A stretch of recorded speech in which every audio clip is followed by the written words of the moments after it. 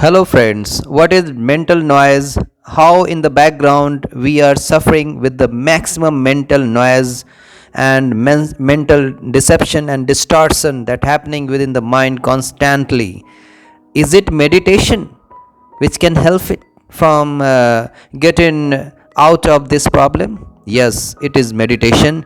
So, what are the different kinds of meditation? How meditation work on us?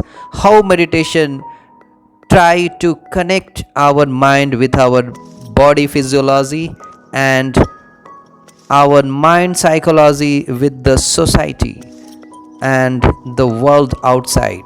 So it is it meditation which is the gateway to connect our body with mind and mind with the world. Today in this video we'll learn about what is meditation, what are the different type of meditation, and what are the prerequisites for meditation. In second video we'll learn how to do meditation. Let's try with me. Good morning, friends. I'm Dr. S.K. Pandit, head of the department Neuropsychiatry, Central Hospital. Today is very important topic, meditation. We'll discuss. Friends, we all know that thought itself have no power until and unless we get identified with those thoughts, and either we respond to those thoughts or we react to those thoughts. There's a difference between responding a thought that's coming in the mind and reacting to a thought that is coming in the mind. When we respond, we may take action, and when we react, there is both action and making identification with that thought within the mind by producing different kinds of emotional chains, affective chains in our mind. Like there are few thoughts that unnecessary. If we get identified with those, that thought causes unnecessary agitation within us. So today we learn to practice those things, that how the mind is a continuous flow of thought and how we can restrain ourselves to get easily identified with any thought and react on those thoughts. Today we discuss those two methods, and before that we know what is that method. That method is called meditation, and it is helpful to increase our attention power, concentration power, and focusing power of our mind. Meditation is commonly associated with practice to still the mind, to make a mind restful, and a restful mind can do any miracle in the world. Most of the great peoples born with very restful mind, and this is why in today's date they are great and they have done the miracle. So in today's learning we learn how to make our mind a restful mind and how to restrain the mental noise that all time remain as a background, and we learn to attain a state of mind without any mental noise in backup, without any preconditioning coloring by the memory or experiences, without any conditioning and coloring through our belief system and the sensory attachment system of this physical world. This technique is called meditation.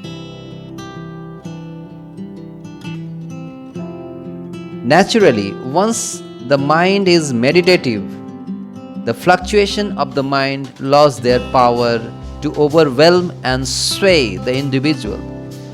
There is a greater clarity and sharpness in seeing the thing as they are, without the preconditioning coloring of the memory and judgment. The reflecting medium of the mind become clear and pure to reveal the light of intelligence. Muddy water cannot reflect the brilliance of the sun. Only pure and placid water reflect the sunlight. Therefore, a mind which has been cleared with its dross thought, the technique of meditation is tuned to reflect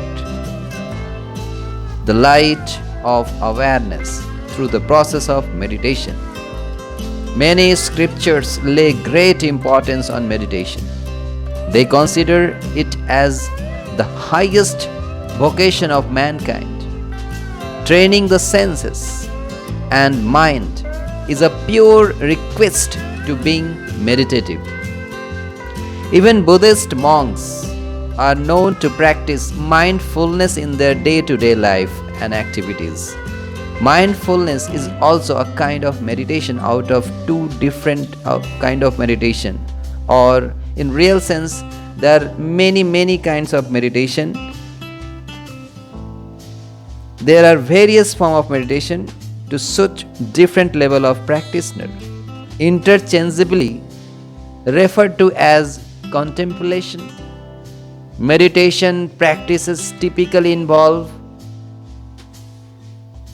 breath observation, auto-suggestion, visualization, mantra chanting, rotation of the bead in japa, concentration on an object of choice, and non-judgmental awareness of the thought.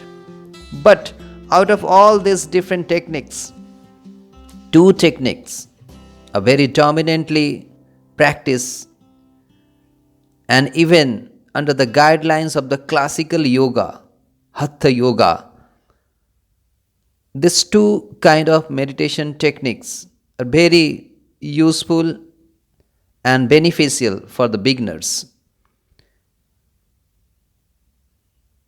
And these two types are practical technique of meditation by concentration, and another is by mindfulness meditation. Mindfulness is referred to being aware of what you are doing at the time of doing, no matter what you are doing. Buddhist monks are known to practice mindfulness in their day-to-day life and activities. So today we will learn both concentration meditation and mindfulness meditation. And we also learn what is meditation. Meditation is actually dhyan. According to Ashtanga Yoga, meditation is to enter into the grandeur inner kingdom and build a bridge between inner and outer world.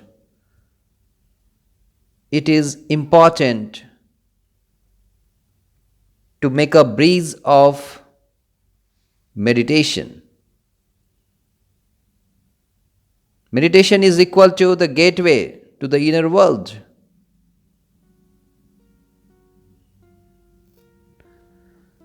So let us understand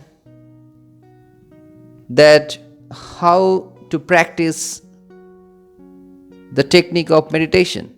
For a beginner, to sit in meditation without any thought is an uphill task.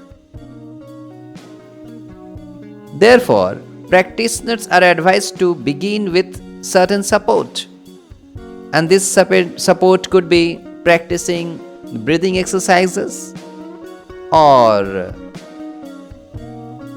doing prayer of deity of their choice.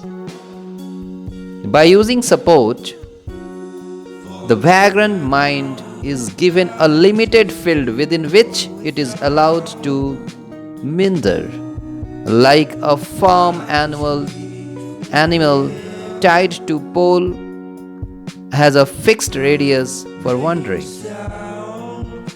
But in concentration meditation, the mind needs something to get attached to. Concentration and meditation entail focusing the mind on a single point, such as breath, or mantra, or candle flame, or rotation of the beads, like in japa, auto suggestion for visualization of an object of choice, of preferably deity or Istadevata. Concentration and meditation practices take time to build up. So, let us also understand what is the another kind of meditation, that is mindfulness meditation. Mindful meditation practice entail a free flow of thought, no restriction of thought, but the free flow of thought. As and when they come, let them to come. The practitioner is required to simply stand apart from the thought and not identify with or not to judge them. Through these practices, the practitioner slowly realizes that the thought by itself have no power. It is the unnecessary identification with the thought that causes any agitation within us and bitter experience within us. And it is our choice whether to allow to produce bitter experiences within us or pleasant experiences within us.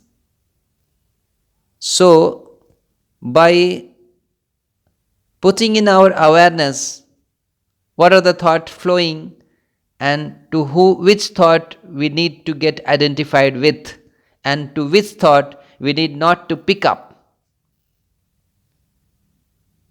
we can be the expert of mindfulness meditation. The mind is a continuous flow of thought.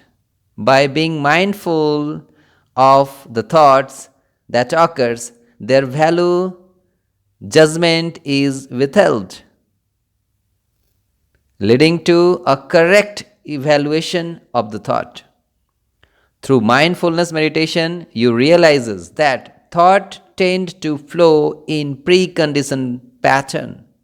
Continuous practice help in development of a state of eternal harmony and balance. So, you can practice both combination of concentration and mindfulness meditation.